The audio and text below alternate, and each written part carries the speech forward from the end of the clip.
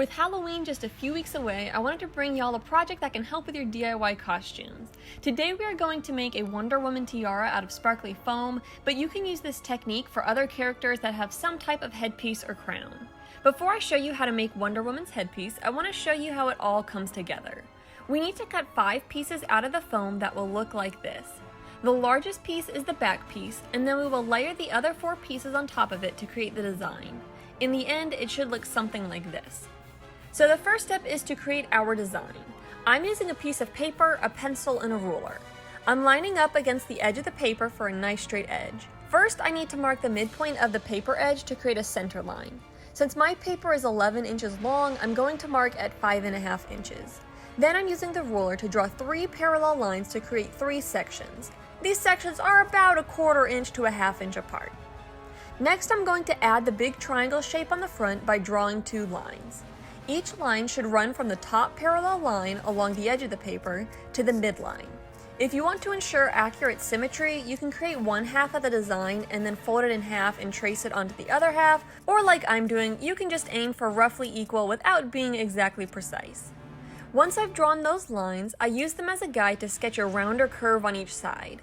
Then I'm going to draw from the very top edge of the paper to a point on the midline above the point we just made. Try to keep this curve an equal distance from the outer edge of the point. This will create a piece that has a V shape in the center.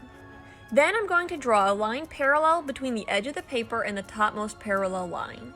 Using that line as a guide, mark down from the top a little bit in from the big V shape we just created on the left and right. Then arch between the bottom of those marks to the top edge of the paper. At this point, the outermost lines create the shape for the back piece, and we've also marked the V-shaped piece that sits on the very top. Our next step is to create the long piece with the upward point in the middle. For this piece, all we need to do is sketch from the second parallel line to the center mark on the top parallel line. You can use a ruler for this step or just sketch it. Now we have our 3 large pieces sketched out, and I erased some of the other marks so the 3 shapes are clearly visible. At this point I realized I wanted the main point shape to be longer so I can have more room for the star piece, so I resketched that section and moved the point farther down. Once I like the way these 3 pieces look, it's time to cut out the template. First, we are going to cut out the outermost set of lines. So that includes the little notch at the top and the main section along the bottom. Then I'm going to set this template on the back side of my foam and trace it with a pencil. The ruler can help at this stage to make sure your lines end up straight. Also note that my pencil marks are really thick, so when I cut this out, I'm going to cut to the inside edge of the pencil mark, not directly along them. Once we get that piece cut out, we're going to cut more sections out of our template to be able to trace the next 2 pieces. I'm going to cut off the top section and down to the upward triangle, and then along both sides, I'm going to cut out the middle section. Lastly, I cut out the section above the V and below the upward triangle. It can help to fold the paper in half and notch it in the middle. Then the scissors can get in there to cut out that section. Now we can go back to the foam and trace the section with the V. I traced this section right underneath where I cut the back section to maximize my foam usage. When looking at the template, we have 2 pieces that will overlap, so just trace out the top line and the V-shaped dip in the middle. Next, trace out the bottom piece that is long and has the upward triangle. I lined this up on the opposite side of the foam so I don't end up wasting sections of the foam sheet. Because the template has overlapping sections, you will need to fill in the little gaps of the foam outline. But once we've traced out these pieces, it's time to cut them. Again, I'm cutting on the inside of my pencil marks, not directly along them.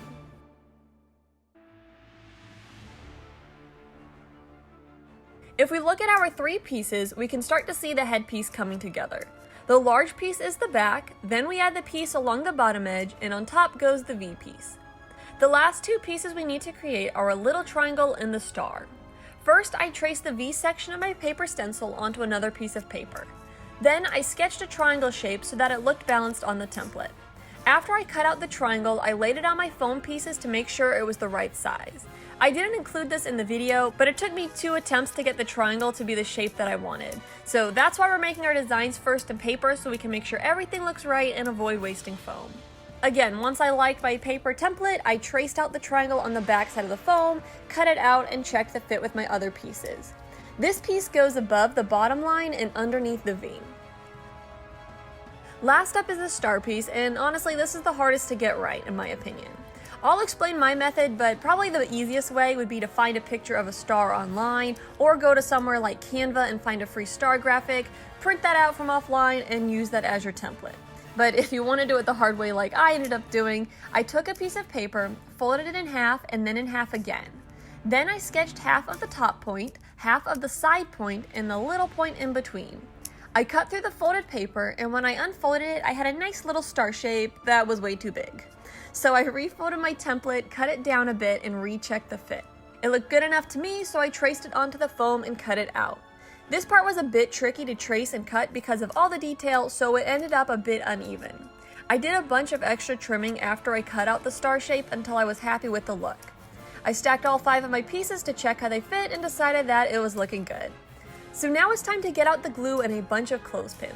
I'm using a Lean's tacky glue because it creates a strong hold and it works consistently well every time I use it, but you can use whatever glue you want, like super glue, hot glue, or even Elmer's. I like that the tacky glue gives me time to make adjustments and line everything up right, but it does have a longer drying time, so the clothespins will help us hold it in place while it dries.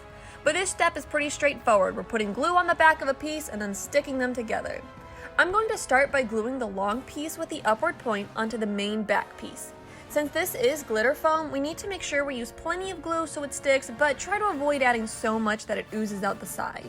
Make sure to line up the centers of each piece. Once it's in place, we can clip clothespins on it to hold it while it dries. Next, I'm adding the little triangle on top of the piece we just added. I first glued a little scrap to the back piece, and then I glued the triangle onto that scrap so that way the heights lined up and it had something for the glue to adhere to. Again, I used a clothespin to hold it in place. So I glued both of these sections one right after another, clothespin them, and then I let them sit for about 30 minutes to an hour so the glue can bond, and then we can move on to the next pieces. When I came back, the glue wasn't fully dry because this tacky glue does take several hours to dry, but it was dry enough that I could remove the clothespins and it would stay in place. So then I put glue along the back of the V-piece and placed it on top. Again, I added clothespins all along the edge, making sure everything lined up correctly. The star is the last piece to add, and once more I glued a scrap piece behind it so it would sit at a good height. And make sure to put glue towards the ends of the points of the star so that way they stay in place. Again, I did the V piece and the star one right after another, clothespinned everything, and left it for about an hour. After an hour or so, I removed the clothespins, and the clothespins did leave some dents in the foam, but those should pop right back up and not be noticeable when it's all done. The ends of my foam were also a little bit off from when I lined it up in the center, so I trimmed the excess off. Okay, now I don't know about you, but I hate glitter. I love the look of it, hate the actual stuff because it gets everywhere. So here is my best crafting tip if you are ever using glitter. Seal all of the glitter under a coat of glue. Now really I should have done this to the entire foam sheet before even starting this project, but I forgot to do it then, so I'm doing it now. Basically I'm taking a little bit of glue, like Elmer's or Lean's tacky glue, and mixing it with a little water. I'm aiming for a 1-to-1 ratio, but it really doesn't have to be exact. After I mix the two together, I'm going to coat all of the glitter with the glue. Be sure to coat everything that has glitter. I'm even going along the top and bottom edges to really seal in every speck of glitter. Sometimes I'll do 2 coats of this, so I would let the first coat dry and then add another coat, but even just 1 coat will make a huge amount of difference in the amount of glitter that this sheds and leaves behind. So once everything dries, that means the tacky glue and then the glue I coated the glitter in, all that's left to do is punch a hole in each end and thread some ribbon or yarn through. To wear the headpiece, portion off the top section of your hair, tie the headpiece on in the back, and then let down the top section of your hair to cover the tie. And now you are Wonder Woman. As a bonus, you can also cut 2 rectangles out of your remaining foam, punch some holes along the sides, and tie them around your wrist as her bracers. So I hope this video helps you with your costume creations, and like I mentioned at the beginning, this same method of making a template, layering the foam, and gluing the pieces together can be used for other characters and their headpieces. I love that it's inexpensive to make, but this can take your costume to the next level. Let me know in the comments if you make this project, and I'd also love to hear what other characters y'all use this method to create accessories for. And of course, if you're new here, I'd love for you to subscribe to my channel and join in on the crafting fun. But anyways, hope you enjoyed this video, have a happy Halloween later this month, and happy crafting!